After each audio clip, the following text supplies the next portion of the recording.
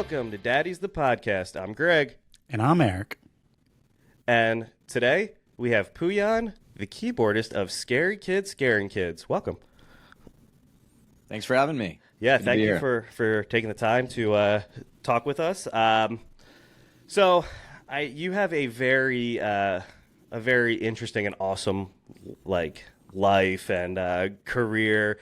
But I wanted to kind of start with Scary Kids Scaring Kids. That was kind of how I discovered who you were. I think I was in ninth grade. And a buddy of mine was obsessed with What's Up Now. And so that was the first time for us hearing kind of awesome keys and synth and music. It was I was always listening to a Atreyu and bands that didn't really kind of have that aspect. So how did you get started with Scary Kids? What was kind of the beginnings with that? Yeah, so the first band that I heard that motivated me with keyboards in rock that I was like, that's amazing, was Reggie and the Full Effect. I don't know if you guys had ever listened to or remember Reggie and the Full Effect, but they had that, albeit they were a little more playful and silly than Scary Kids music, but massive inspiration.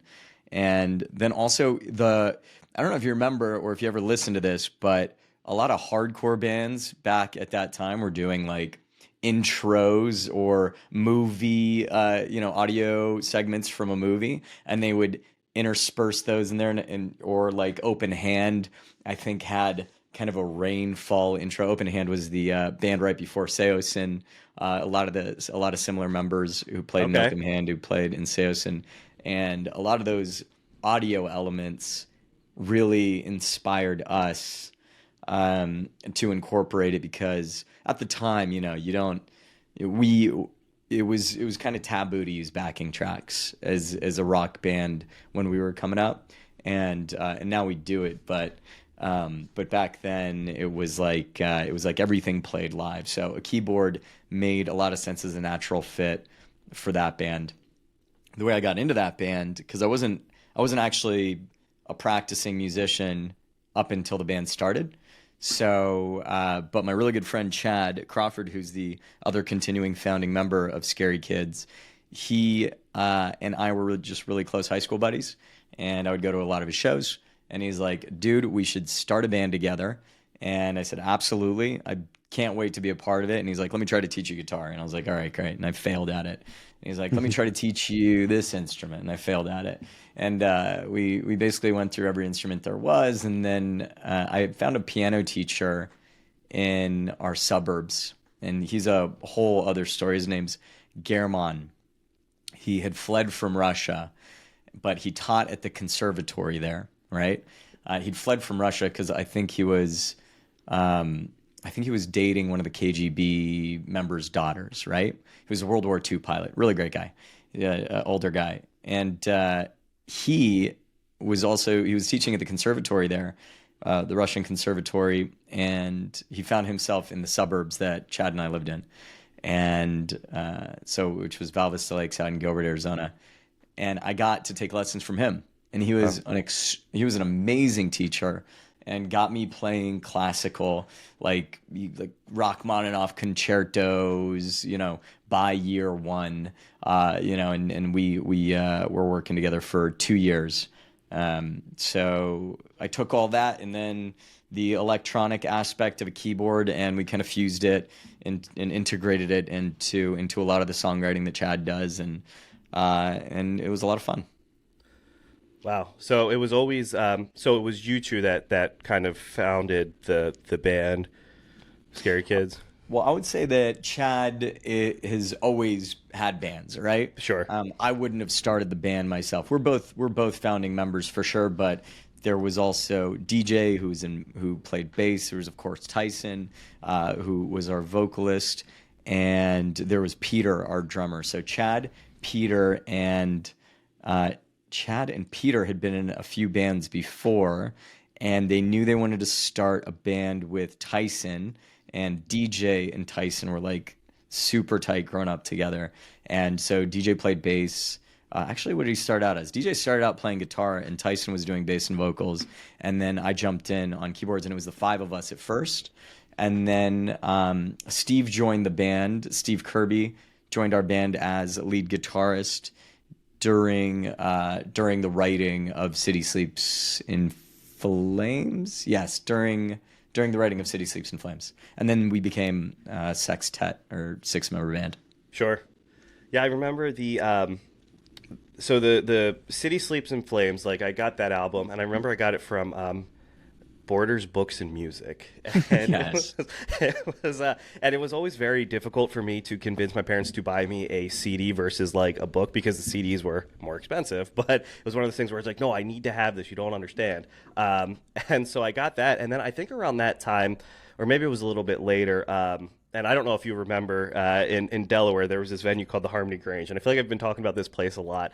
And that was the first time that I saw you guys, and it was that's like your core memory, your central. Well, because you know what, like that there's nowhere for like good local music like that anymore, and like getting to see like, you know, bands that you like, you know, always wanted to see, and it was in Delaware, and it was cheap to go, and I think that was the first time where I really saw a concert that was like, I don't know, the atmosphere was cool, and it was just one of those experiences where, and then I think like I went and I saw you in Philly with The Sleeping, and I never heard The Sleeping before, and they were awesome. I mean, so were you guys, but like The Sleeping also, we were talking about like those openers that are like unexpectedly just sweet, and they were one of those bands where it was just kind of like super powerful to see.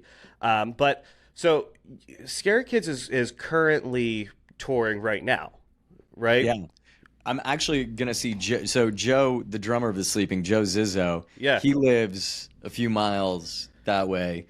Oh, really? And we hang out he's got an Airbnb in Joshua Tree, and he convinced me to get an Airbnb in Joshua Tree. So Okay. and he like helped me build it up, and I'm actually going to go to his birthday party this weekend. So Wow, so we stay very close, and it was because of those tours. I don't know how early you came out to see us, whether it was before or after the self-titled, but we would play these veteran halls, the VFWs, and Sure. these like small 100-cap places that were only half filled and no tickets sold, and we'd like but we had the best time in the world, because we just, you know, leave our heart out there for those like 20 people who decided to show up, and then all go out and just, you know, mess around afterwards. So yeah, Joe and I have stayed really close friends, and all the Sleeping guys, we've all stayed really close friends. Yeah, they'll still pop on. Like I'll be listening to my Apple Music, and they'll pop on. And so I have to ask. Final note on that. Yeah. Zizzo, Joe Zizzo from The Sleeping, he actually played the live drums for the Out of Light album. Oh, okay. Yeah. All right. Wow, so you guys are still really close. Yeah. Well, and so I went, and maybe I'm wrong, and this was like 2011, 2012 maybe. Did Chad play guitar for Chiodos at one point? He did, yeah. Okay, all right. Yeah, that's right. He went out and did, I think, an Asian tour with them. Okay. Yeah, because I and maybe I'm wrong, but I thought they were in Philly, and maybe Craig Owens. I don't know if Craig Owens was in the band, or he was out or whatever, but I was like, wait, and then when I saw you guys with The Sleeping, Mod's son was drumming, right? I think that's Yeah. so that was also This reminds me of in high school when all like the preppy kids, they all like dated each other, and it was like, oh well, she dates him, but that's the main girlfriend, and but you know, she also messes around with this guy, and then and it just seemed like everybody was just like, and that was the clique, like everybody just got around with each other, which sounds like a great time. I feel like though touring has to be hard, like in terms of like keeping everyone together, right? So like I feel like, I mean, now you tour with different members, right? Like it's kind of just evolved and adapted over time. Like, is that kind of? Yeah. So for the self-titled tour, and for a lot of the shows we've been playing recently, we've been locking in our live lineup. So right now we have Cash Yeager on drums, Johnny on guitar, Koba on bass, and Albert on vocals, and then Chad and I hope I mentioned everybody. It'd be very not cool of me if I forgot someone. I think I said 6 people, including myself. Yes. But Yeah. great. Yeah. But yeah, we're really, really excited about the current lineup. And we put a lot of work into getting this one right. I think the self-titled album release was really important to us, that it sounded good. I mean, when we do these like special, like, you know, when the band plays right now, yes, we're on tour, but it's not like how we used to tour, right? We used to tour 11 months out of the year, and we would support for this, and then we'd support for that, and then we might do some headliner here or there, but then we support for this and that. And it was really on everybody else's schedule, and we're always available. Now we're all adults, we have different lives, so it's like, how do we create these special moments for the times when we are available to be present for these shows? And then a lot of work goes into preparing to make sure that when we do show up, we show up right. So there are these weekend headliners, there are these fun cruises, or there are these big these exciting little festivals, right? And then what can we bring from the show that's not just a collection of the exciting songs, but can we do an album front to back, like the self-titled tour that we're doing now, or something else? So yeah, Koba, who does backup vocals on this one. He's a lead vocalist of multiple other bands as well. So they're really nailing harmonies, and Johnny's a really solid vocalist too. So we'll have like 3-part harmonies in sections. There are a lot of elements that we've added also to, I mentioned we didn't use backing tracks. Now we can layer in a whole bunch of really cool audio components now that we started using those as well. But it feels really stacked, and it's great because we're playing the longest set we've ever played. So I think it's roughly what is it? I don't know how many songs, but we're playing basically the whole self-titled album, and then I think it was like 32 songs or something like that. But it's a lot of music. Is that fun to do, or do you prefer to mix it up and have a variety? As a fan, I love watching bands play albums front to back, right? Because I would always listen to albums front to back. That's how I became familiar with them. So I'm always anticipating the next song. And I feel there's like a certain level of reward when you are hearing a song and you're like, oh, okay, this one's next. And then you hear it and you're like, yes. Mm-hmm. And then you can have that album flow, especially for albums that feel like they were constructed in that way. And for the self-titled album, especially, we really attempted to focus on transitions, and hopefully that came across. So for the right album, yeah, absolutely. I think for some albums it doesn't make as much sense, but I'm really excited that we're doing the self-titled album front to back, because that's an experience that I would like as a fan, and I think that's a good experience for that album, specifically to our fans as well. So with playing, 30 plus songs, is that something where, and I asked Dave the same question because it's really like intriguing to me, is it just all muscle memory? Like, do you have to like go back and listen to the songs to or is it just kind of in that part of your brain where it's like riding a bike? Yeah, well, we weren't a band for, I don't know, 10, 15 years? I don't remember. But so when we came back, relearning a lot of those songs were muscle memory.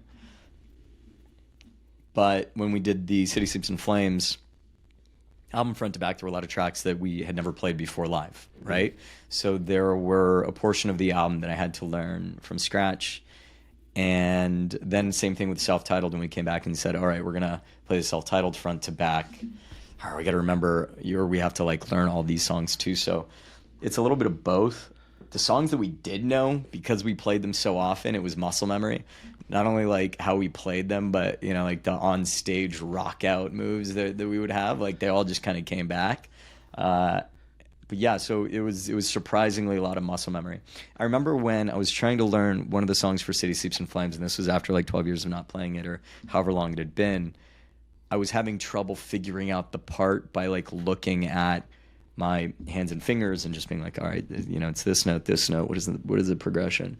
And then my fiance, I think she called me from the other room, and I looked over but didn't stop playing. And it was when I stopped looking at the piano that the parts like just kind of came when I had something that I was like distracted by, right? Like, how they say like for math or something, if you have a problem, it's good to do the problem right before you go to bed. And then when you wake up, there's something about that like kind of resting head state or resting like, brain state for some things that it actually brings things to the forefront if you stop overthinking it. So there was a lot of that happening.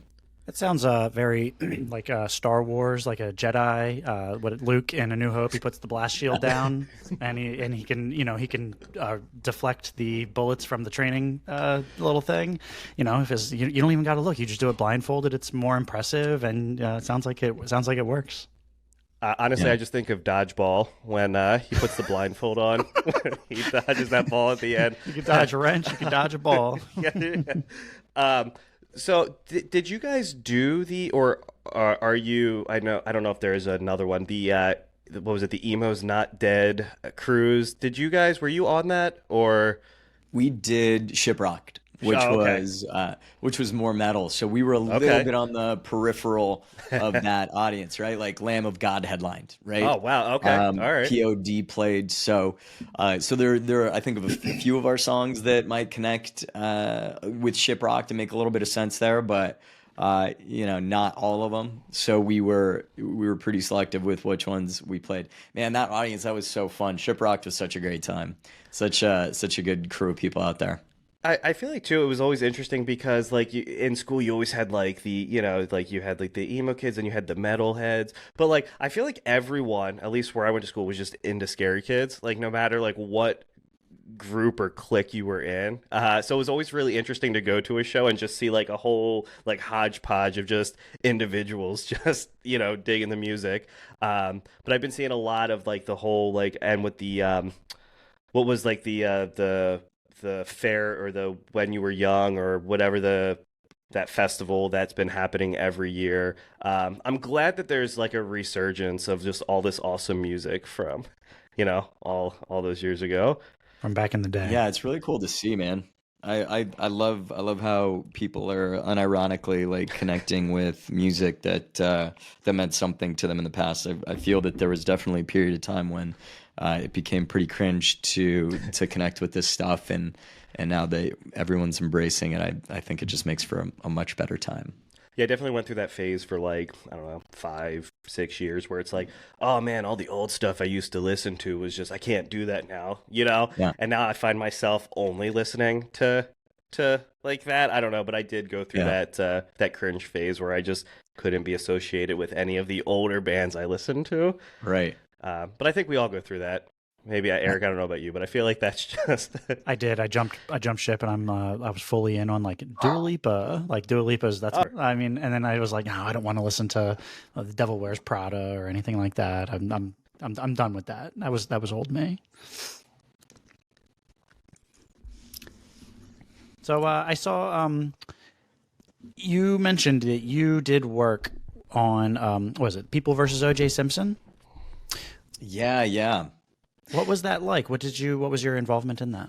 That was great. So so after the band ended, I was really interested in getting into the entertainment industry.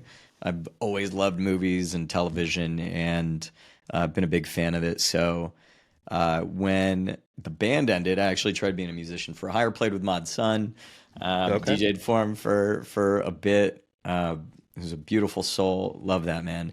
And a few other people, but ultimately I realized like, oh, it's not like a perfect fit for me, right? Being a musician for hire for whatever reason, and it wasn't my icky guy, right?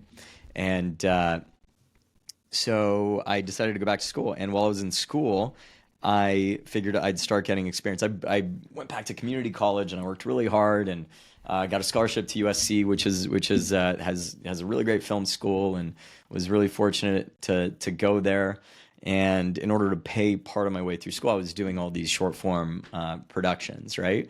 So it'd be a PA and a gopher and basically get any job I could. Eventually, I worked my way up to producer, and the type of content that I was doing, I actually hit up a music video company that did one of our music videos back in the day. So they did Faces.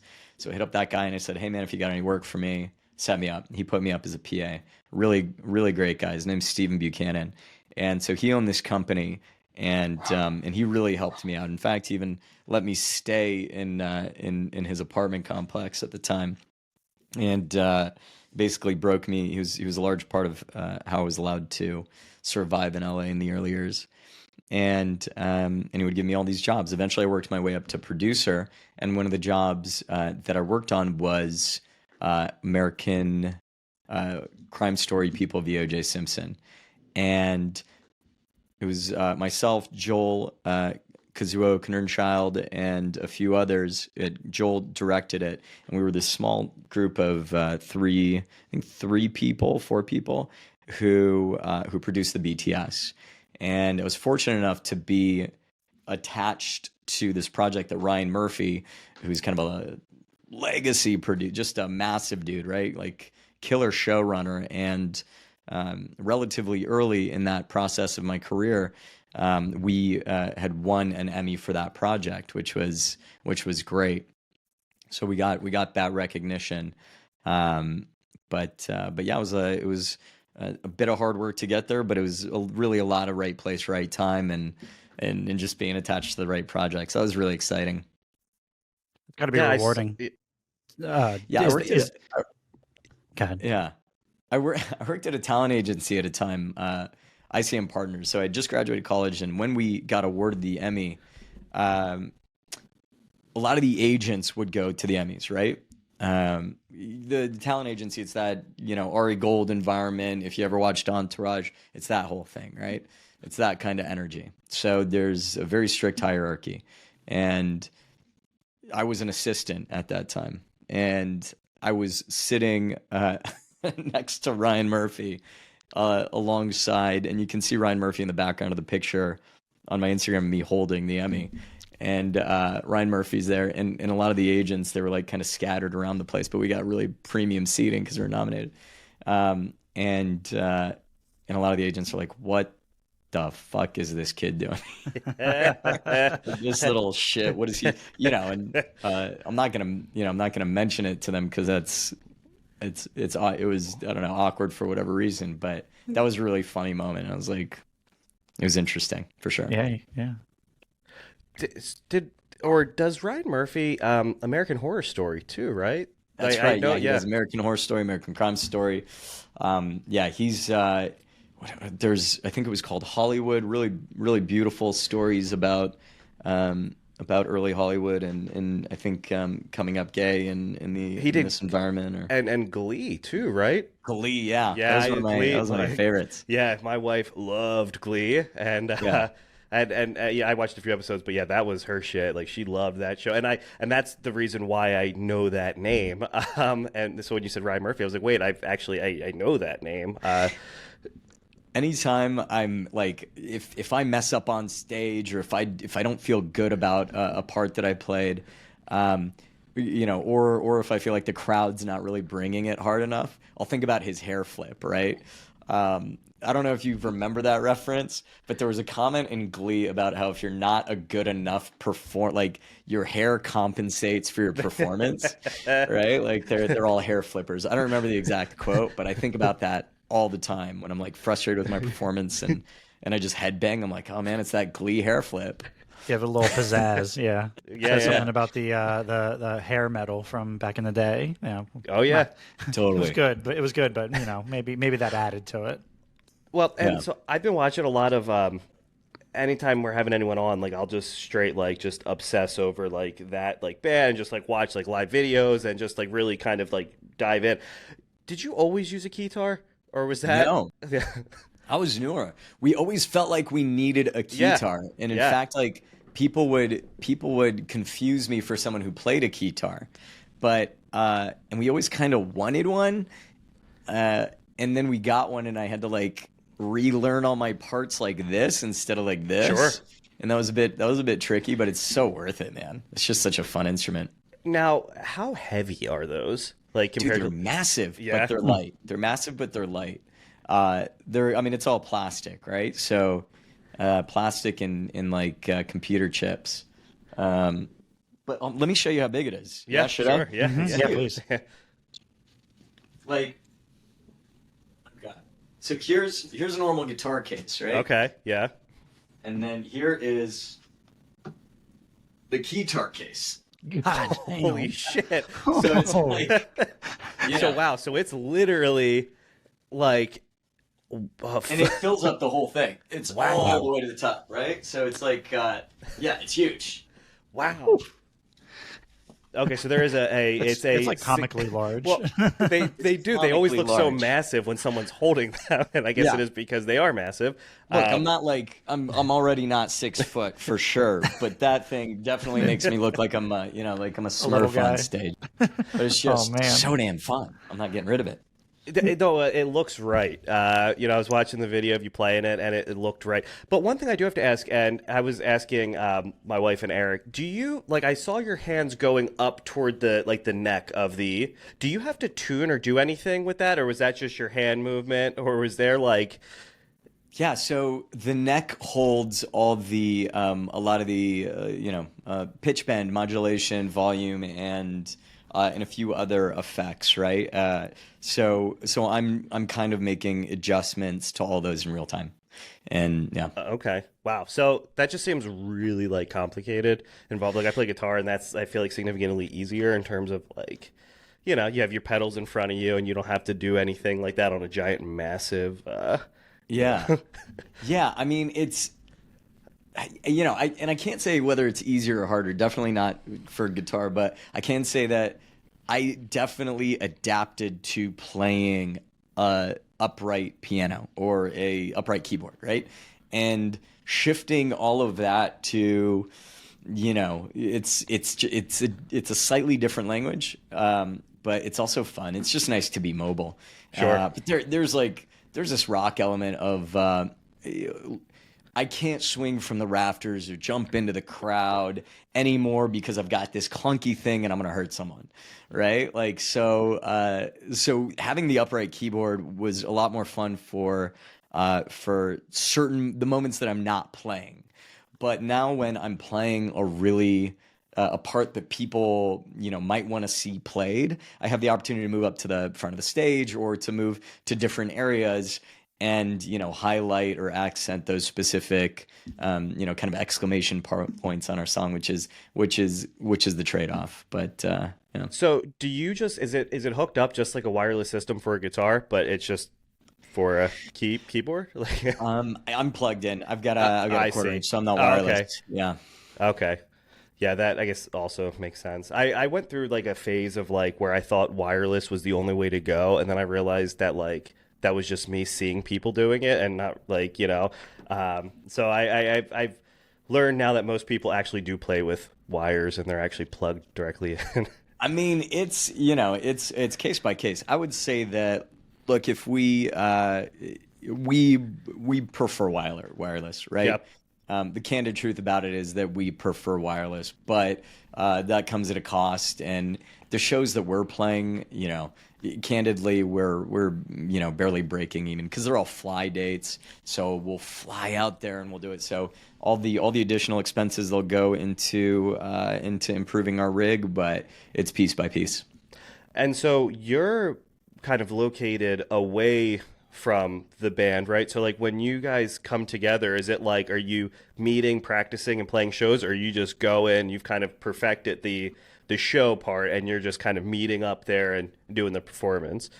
Yeah, it's a bit of both. Yeah. So fortunately, we have these specific dates. We're playing about an hour and a half of music, and we're headlining, so we have the opportunity to show up and have a proper full sound check, and we'll usually run through a good chunk of the set, or certainly the parts that we think we need to make sure that they're spot on, right? But for any of these tours, right, City Sleeps, certainly for self-titled, certainly, we'll have segments of time where I'll go out to Arizona because all the other guys are in Arizona, right? And they're practicing they have the opportunity to practice nightly or weekly or whatever they do. They'll then lock in all that stuff, which is great because all the vocal harmonies and stuff can happen there. I'll take a click and or the tracks off set list and Spotify, and I've got this little rig. I'll put my in-ears in, and then I'll put my headphones over the in-ears with my actual keyboard parts, so I can sync up. And we played a tempo, so the click is on, and then I'll practice all my parts, and then I'll do a few days in Arizona. So I'll fly out there, and we'll set up either a couple weekends or a week, depending on my ability to get out of work. And then we'll make sure that we as a group have the set locked in and fluid, and our transitions between songs are good, and everyone feels really good about the energy. And then we're good. And then we'll practice at home a bit, and then we'll lock it in live. But of course, there's always something that goes wrong, no matter what. Like, no matter what. Your in-ears aren't working the day of, or, there's just something different about the venue, right? That's, no matter how much you prepare, you're going to experience some level of catastrophe you got to be prepared for. That's really refreshing to hear, because it feels like something going wrong is just the name of the game for, I mean, at least for us. If it's not one thing, it's another thing. And then we fix that, and then it comes back in another form, I feel like. So good to know. Well, and it's always it's fascinating too, because like you go and you go to a concert, and like you see the band or the artist perform, but like the what goes into it to make it sound like that and be like that is wild, and I don't think a lot of people understand, unless like you've done it or you've talked to people who've done it, how complex it is, and how difficult it is.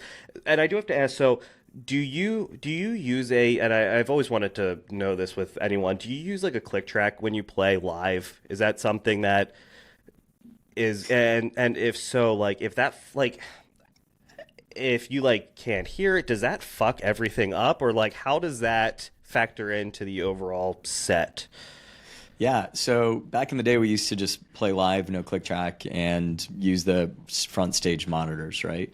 And that was kind of a time when only like a lot of the bands on Warped Tour were doing that. Maybe maybe the bigger bands on main stage were doing in-ears, but we have these in-ear monitors, and the in-ear monitors have our own mix, right? So we're able to use, I mean, dude, it was nuts when we came back from 10 years and we hit the road again, and they're like, download this app, download this app, download this app, download this app. And I was like, this has gotten so much easier. We've got Master Tour, which for those who don't know is a proper event schedule telling you the dates, the locations, where you need to be, what time. So all questions are answered there, including guest list is uploaded digitally. You've got, and then you've got the intermix, which is the reason I brought this up. We use a software called MXQ, but each individual is able to have, I want guitars louder, and I want vocals louder, and I want to hear a little bit of drum, right? I can adjust those levels here, and then they get, routed on a local thing, I guess our whatever wireless frequency that we connect to, and then they come in through our ears, right? So within that, we add click so that, because we have certain pauses or odd measures or tempo changes, that click track helps us intuit those things a little better, so we don't have to just keep counting our head. It's a balance though, right? Like when we used to do it before, like if you're just tapping your foot like that the whole time, it's like, all right, that's cool, but you're not feeling it, right? So similarly with the audience, if you don't have proper overhead mics that are then going back into your in-ears, you're not hearing and feeling the energy of the crowd. So what I like to do, which usually busts my in-ears, but it's worth it, is I'll keep one in, one out, and then sometimes I'll just like tape one to my chest, so that I don't rip that out, and that allows me to hear the crowd and feel those like moments of silence. And that's I think the big loss with click, is that if you can feel that patience or moment of silence when you come back in, what kind of energy to attribute to the hit that comes back in. So are you essentially just, when you have those in-ears in, just deaf to everything except the music? Like, can you hear what's going, or is it you're just hearing like whatever you decide to put in? Depending on your in-ears, right? Yep. I use pretty cheap ones because I notoriously lose them all the time. But I'm sure there are in-ears that have pass-through. Yeah.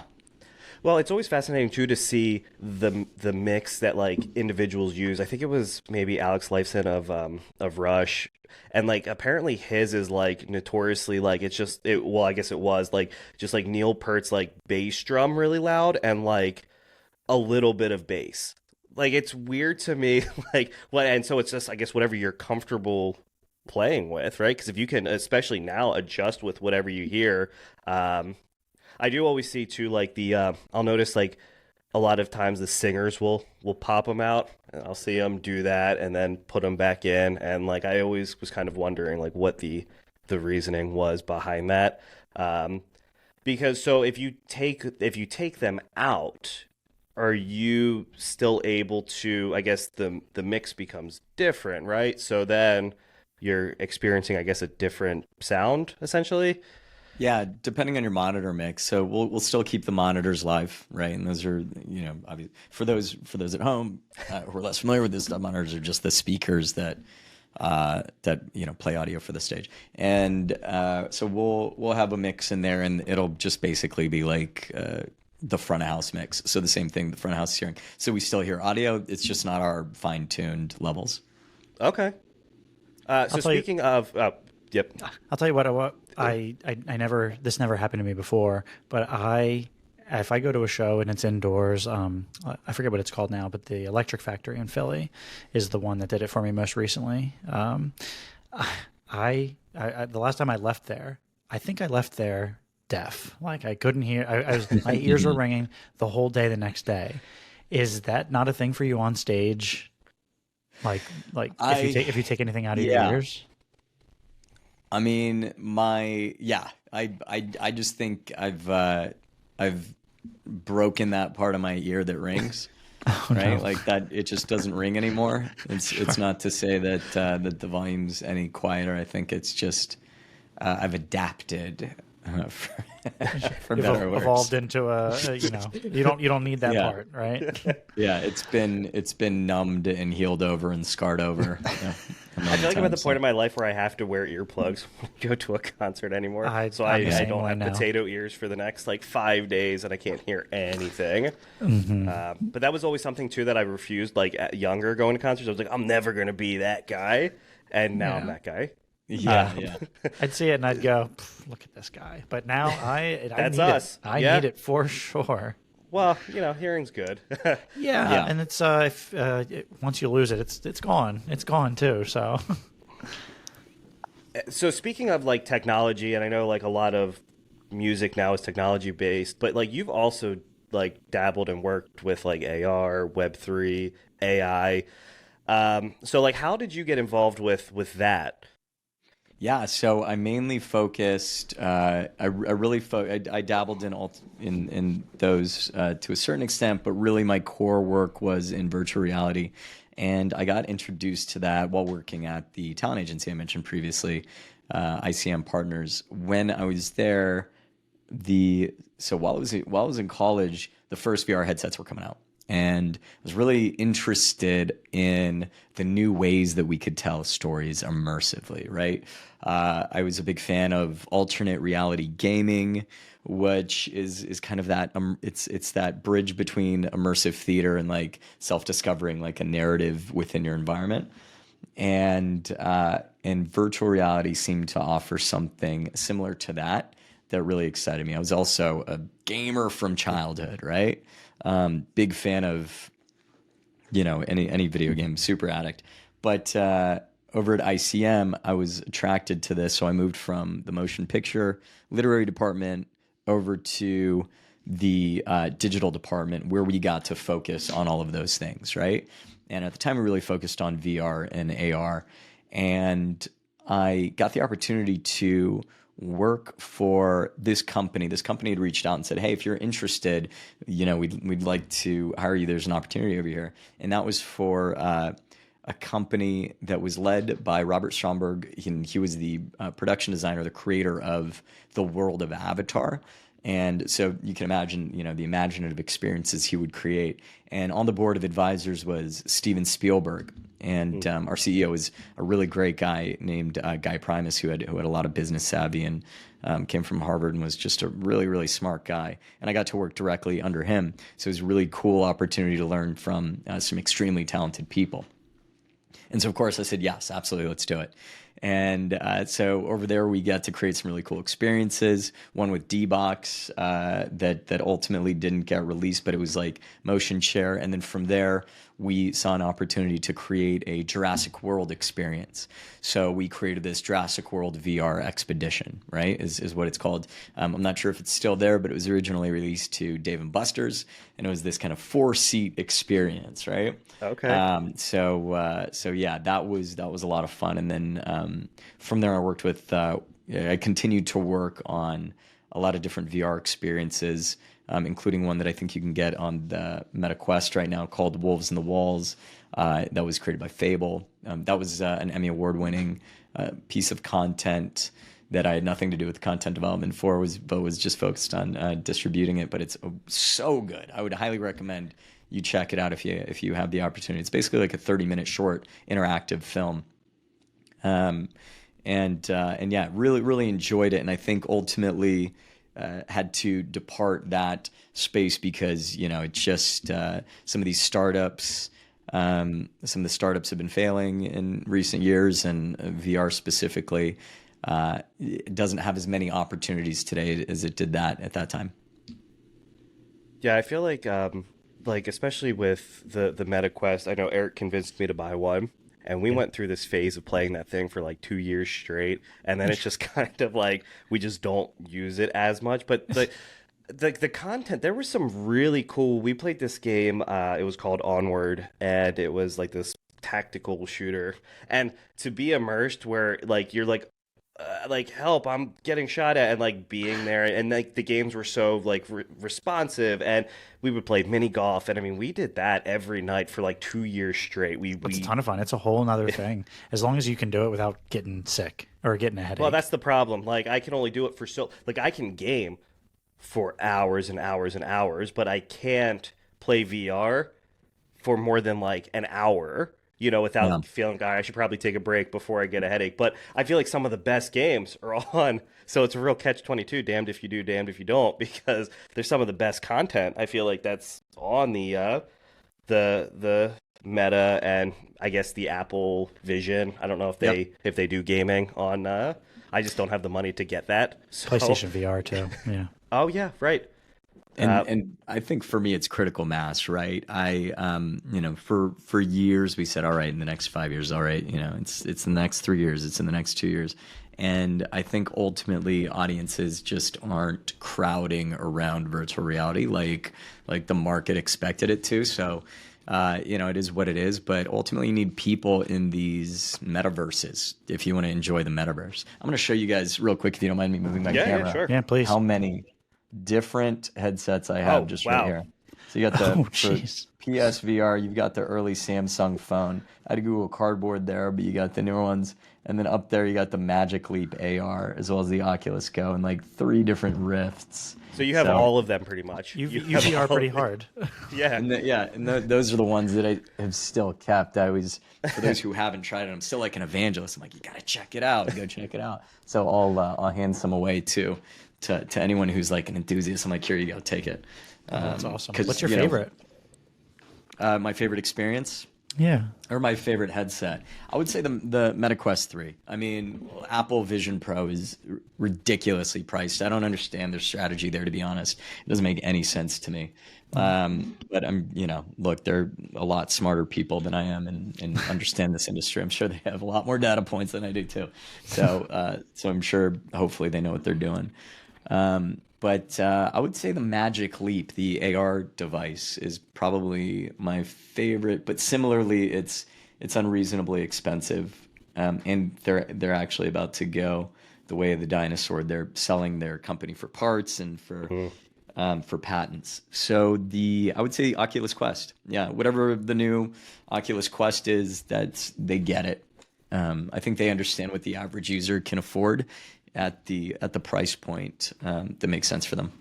Well, and they're smart too. Like I feel like I'm always getting emails for like, hey, this game is half off, and I don't even know what the game is, but I just buy it anyway because it's 50% off. So I Totally. feel like, and it's affordable. But I did go to the Apple Store, maybe it was like a couple weeks ago, and they had the Vision sitting on the table, and I was like, hey, have you guys been selling a lot? And the person got really pissy and was like, oh yeah, we sell them all the time. And it was like, all right, cool. Like I'm just like legitimately intrigued because I heard that they stopped working on the second one, and I don't know how true that is. You know, if you hear it on the internet, it has to be true. Right, right. But it's one of those things where like they definitely had it there, but I don't know. There was no one at the Apple stores are always crowded. I mean, no matter what. And that was the only table that had not a single person around it because that price tag is too scary, I think. But so gaming though, like you've also done marketing for. So is it Nexon? Is that how you? Yeah, yeah, exactly. So before we move on, I have a book to Yeah. recommend for anyone who is who's even partly interested in this stuff. It's called The History of the Future, and it's by Blake Harris. I believe that's the author's name, and it's all about how the Lucky Palmer, the credited with the resurgence of this VR technology, all about how he went from living in an RV by the ocean and taking these parts off of like eBay or whatever forums he could find and mishmashing them into some functional 3D technology that then he met a few Silicon Valley investors and ultimately sold it to Facebook. But if you're even partially interested in business or the business of technology or video games, or basically the underdog story, it's such a good read. And Blake Harris is really great at video game books. So But yeah, so video games. Yeah, I work at a company called Nexon right now. That's my day job. That's my day job that allows me to do these weekend shows, who I'm extremely grateful for. And I have a lot of fun working for them too. Yeah, as you mentioned, I work on the marketing team and specifically with partnerships and events.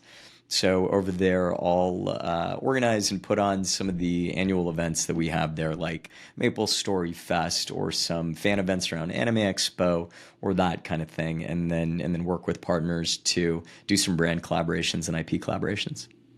and so my introduction to Nexon, and I believe this is a Nexon property or game. So Eric and I used to play a lot of this game called Rogue Company, and I don't know if you heard of it. We played it for years, and then it just like they stopped supporting it. So we were trying to find something that was comparable, and so you go on Reddit and you're browsing the subreddits, and everyone was pushing the finals, and so that is a Nexon game, right? Yeah. Yeah, the way that by the way, I love that game. Finals is such a blast. And it's I just gotta say, like from, the geeky kind of standpoint, it's so cool to work at a company where you log out of work and then you log in online and you're like, all right, and I'm actually playing a game that we get to support during the day. The Finals is one of those. The Finals is a really cool game from a company called Embark Studios. And the way that relationship works is Nexon is one of the largest global publishers. And the publisher studio relationship is that we have our own internally developed games, such as Maple Story or Mabinogi or The First Descendant. And then we have these studios who we publish their games. And those relationships may vary. I don't really have much visibility into those. But they're studios that we support. And those are not internally developed. I see. Okay. That makes sense. Yeah, it's always really confusing to me, like how production companies and like who makes what. But the finals is a game that I only played it a few times, and it was a lot of fun. But people have like they swear by that game. They said this is the next like this is the game. Well, I'm And pretty sure the only reason that you stopped playing that was because my son, who's 9, started play. He's playing now a lot of Fortnite, and he said, "Daddy, can we play Fortnite?" And we started playing. We were like, "Wait a minute, Fortnite's a lot of fun." So we play now very recently an unreasonable amount of Fortnite for and some until grown men. today, I don't We got know. the Cybertruck too. You guys see that a few days Yeah, ago? Fortnite got the Cybertruck. I saw, yeah, the Cybertruck's coming in like a couple weeks, I think. That's so We were funny. talking about like who is it, Epic Game? Like Fortnite, they have unlimited money because they can Right. get whatever skin, they can get whatever property. They literally get. They had Metallica, and I feel like Metallica is the most expensive, group of people to get their likeness and their music, They're not and going to it was cheap out. probably. No, yeah, they'll spend unlimited money because we talked about a couple weeks ago buying a skin on Fortnite is like $20, and people are just shelling out the money. Um, but Eric and I have been geeking out about 7 Days to Die, and that was just, I guess, re-released or it came out of beta For, today for the well, Xbox or yesterday. for But the console, yeah. PC, yeah, for console, it's been out for a while. But that's kind of what we've been. But I'll definitely have to check out some of the games that you were talking about because I'm always like, I feel like kind of the indie type games are always so much better than like the big blockbuster titles, like the Call of Duties and the I don't know. If you like indie titles, I would highly recommend Dave the Diver. That is a super fun game. You go scuba diving during the day and you catch fish, and sometimes get in some monster battles underwater with your scuba gear that you can level up. And then you find yourself making sushi for in the morning with that fish, and then you can farm resources. So if you like that kind of game, right, simulation and farming, then you'll really enjoy Dave the Diver. If That's you're right if up you're an my FPS alley. person that you like, yeah, one game that I'm really hooked on, the game that I keep playing at the end of my workday is First Descendant right now. Okay. So if I have any time, I play First Descendant. It's been compared to with Destiny, but it's really, I think I was showing a friend who was on the PS2, and I was like, he's got a PS2. Cash, our drummer, he was just staying with us. He actually just left a couple hours ago. And I was like, dude, he's like, oh, I got a PS2. He's like, I'm not gaming much. I'm like, all right, check this out. You got to play this game because the sounds are so good, and like the gunshots are super crunchy. And so I threw him in First Descent, and he hasn't played anything since like, again, he has a PlayStation 2, and he's like, oh my God, they look like real people. Everything's crazy. And I'm like, yeah, all that too. But I forget how much that lapse is from then until now. And I mean, all these engines, Unity, Unreal, they're all coming out with so many great developments constantly. It doesn't feel like they're ending their development, acceleration anytime soon. I've been seeing a lot of the I think it's the like Lara Croft meme from like the OG PlayStation, and they're like, wow, these graphics, nothing will ever look more realistic than this, and it's just everything is a block and a like a Real polygon, pointy. and yeah, everything I is vividly pointy. remember playing like NHL '97 or some stupid game that was $8 at EB Games, and I was like, "Wow, look at the crowd! You can see like there's people, individual people in the crowds. That's the greatest." And now it's like, I don't know. I haven't played a sports game in a while, but I assume each one of those fans has a backstory, and you could probably like see what their they go home to their wives and kids after the sports game. You can play them. No, not really, but yeah, it's insane what they can do now. Yeah. Yeah, I feel like just technology as a whole is just crazy. So if you had to pick one though, like content production, marketing, music, like what do you think is, or what do you find to be the most rewarding, or is it all just like super sweet? Yeah, I mean, yeah, I've actually been thinking about this a lot, right? Like, and I think it's just like creating, like, what is my why, right? That like ikigai, that Japanese concept that I mentioned earlier, like what is that thing that makes you feel fully balanced? And I really think the things that I'm constantly attracted to, that I navigate towards, it's all about creating experiences for people, right? The Airbnb, being in a band, naturally gravitating towards the marketing team, and before that, business development and partnerships. It's all about kind of coalescing around what can I do to make cool experiences that I get to see other people enjoy, right? And I think as long as it ticks that box for me, I'm super happy.